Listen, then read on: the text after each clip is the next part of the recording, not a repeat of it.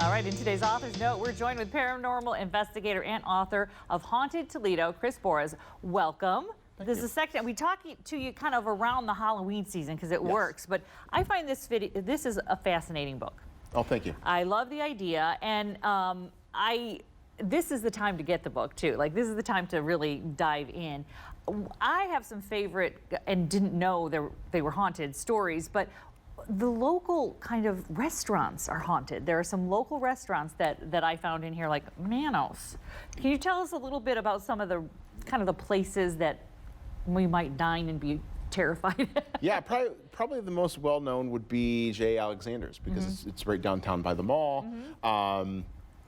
And they actually, if you look into the history, you found out there used to be a funeral parlor there. Okay. And so that just brings in all kinds of stuff. I went in there and talked to the manager, and they haven't had anything happen recently, but I guess back before it was J. Alexander's, you know, they used to have stuff happen there all the time. All the time. And stuff is actually seeped over and come to the mall. So we have hauntings at the mall, JCPenney's specifically. So, okay, tell me about JCPenney. We're talking Franklin Park JCPenney is haunted. Yeah, so it was interesting because I went back into the past of the mall trying to find if there were any hauntings, and I found out that in, I think it was 1972 or 3, they had a manager that was working there, and he just dropped dead from a heart attack one day. Okay. So I went in there and just, I asked for the manager, and I'm like, hey, I got a question for you.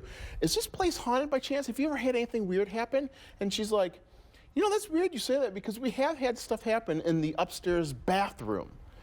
And it's just kind of like a serendipitous type thing. What kind of stuff? Like, what kind? When people say, "I think I feel something," or does stuff drop off the wall, or what? Yeah, they've had toilets flush by themselves, lights turn off, or one person will be in one stall and they'll hear somebody in the other stall. So all kinds of weird stuff. Weird stuff. Okay, so and what about the Oliver House? That was also interesting. That to me, of course, right? Of course, they've got. That's one of the most haunted places, I will say, in Toledo. Okay. Like, everybody that works there has an experience. They had a story. They just, when I went in there getting stories from everybody, there was a whole line of people out the door. They're like, I got to tell you about this. There was one person had dishes like fly off the counter for them, and it's funny because every time I go in there and do a presentation, they're like, oh, we hate when you come in, because for the whole following week we have stuff just happen. Oh, the ghosts don't like it when you put their whole situation on blast. Okay, so when it comes to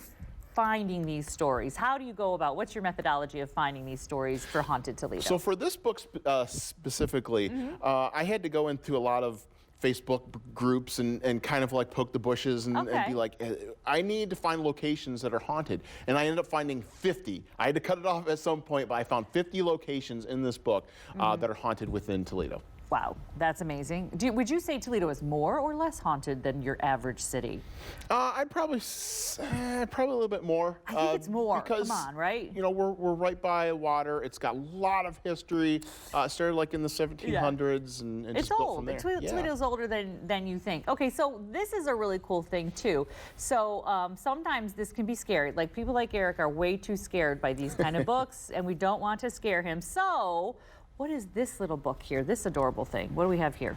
Yeah, so the publisher actually made a kids version of Haunted Toledo. So this is for kids. If they want to know about the haunted nature of Toledo. They've really brought like a kindergarten spin on things. So one of the questions in the back of this is of the ghostly tales of Toledo is, can you believe that Toledo is home to a haunted zoo? What zoo? Are we talking about the Toledo Zoo? Oh yeah, Toledo Zoo. It's funny because there's a long history with the zoo, because before it was the zoo, there was an amusement park that used to stand behind it. Okay. And there was a lot of tragedy there, especially with the beach. People would get sucked under or you know, under toes, things like that. So there were a lot of drownings there. There was one worker that got mauled by an elephant with the tusks.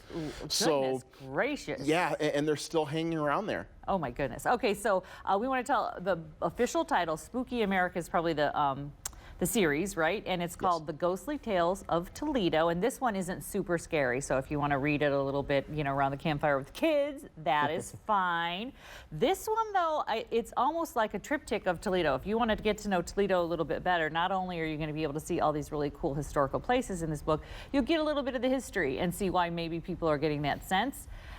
When we, a little bit later here, in just a moment, we're going to come back and talk about the tools of the trade. Other than, you know, having people tell you stories, you've got some ideas on what a paranormal investigator, sort of like poltergeist, what kind of gadgets you might be using. Yeah, we'll to ply your trade. The dark side. Oh, goodness. Eric is going to be walking out of the building, so I'll tell him when that part's over. All right.